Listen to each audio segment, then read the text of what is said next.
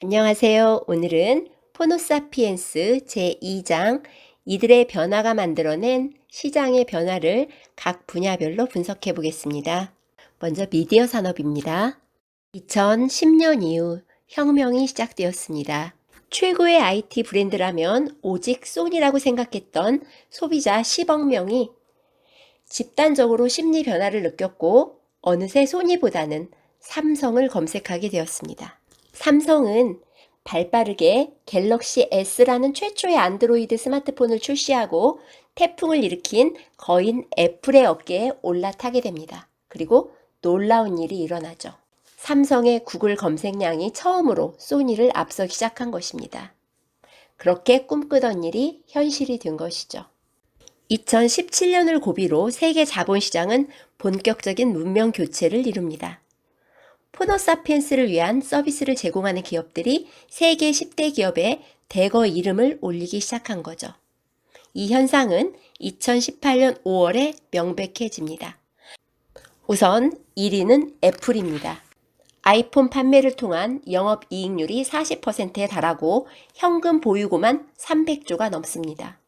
스마트폰 문명 생태계를 창조한 기업의 위험이기도 합니다. 2위는 유통기업 아마존입니다. 아마존은 여러분 아예 매장이 없습니다. 물론 물건은 매장에 없습니다.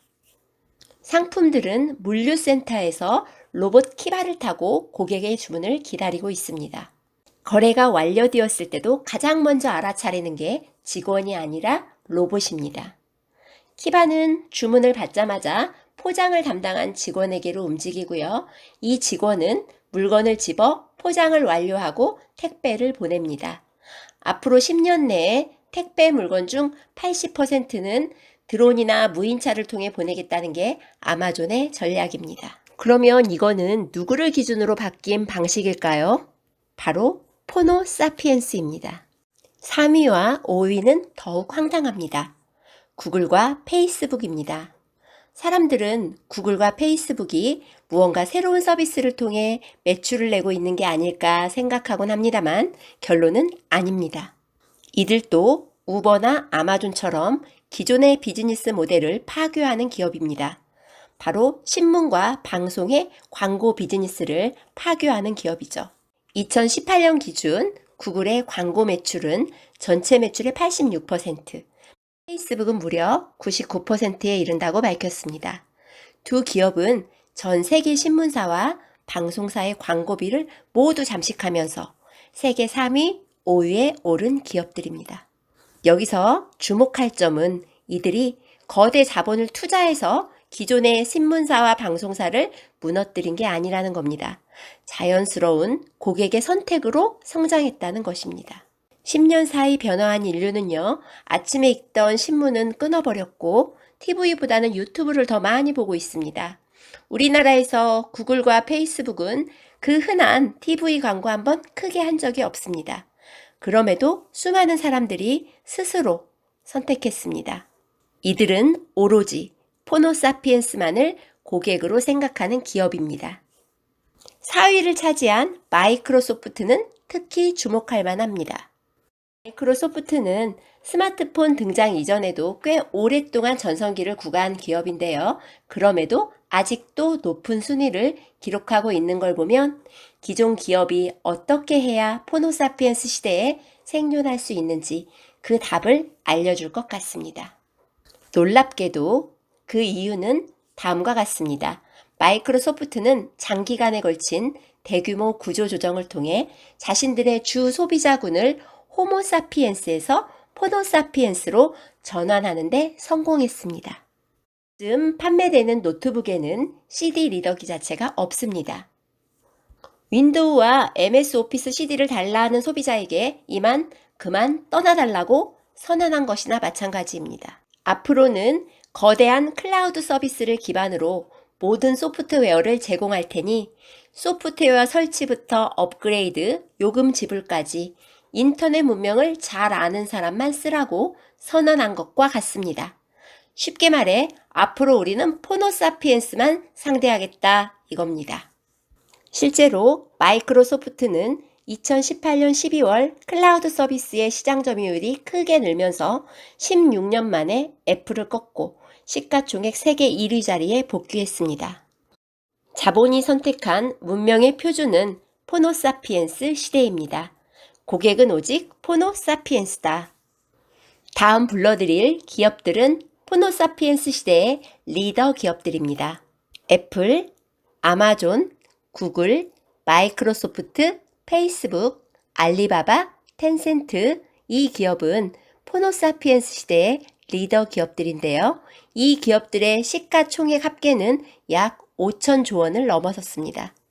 불과 1년 전에 4천조 원이 채 안 되었는데 1년 사이에 무려 1,000조 원 이상이 이 기업들에게 추가 투자되었습니다.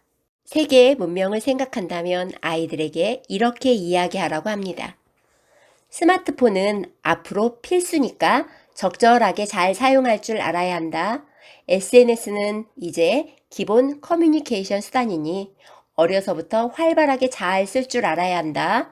유튜브는 검색뿐 아니라 직접 방송도 해보고 경험을 많이 쌓아야 한다. 이제 게임은 하나의 스포츠란다. 어려서부터 인기 있는 게임은 좀 배워두고 방송도 볼 줄 알아야 한다.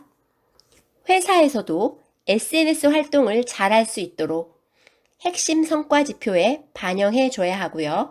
페이스북이나 인스타그램, 유튜브 활동을 잘하는 사람에게 가점을 주라 말합니다. 고객을 모르고서는 그들을 사로잡을 수 없습니다. 포노사피엔스 시대를 표준으로 삼고 그에 맞는 세계관을 가지라고 말합니다. 2018년 영국의 브랜드 파이낸스가 조사한 탑5 브랜드는 아마존, 애플, 구글, 삼성, 페이스북의 순으로 나타났습니다. 모두 스마트폰과 관련된, 즉 포노사피엔스 시대의 대표 기업들입니다. 아마존의 CEO 제프 베조스는 데이터는 고객의 마음이다. 말하자면 빅데이터라고 쓰고 소비자의 마음이라고 읽는 것입니다.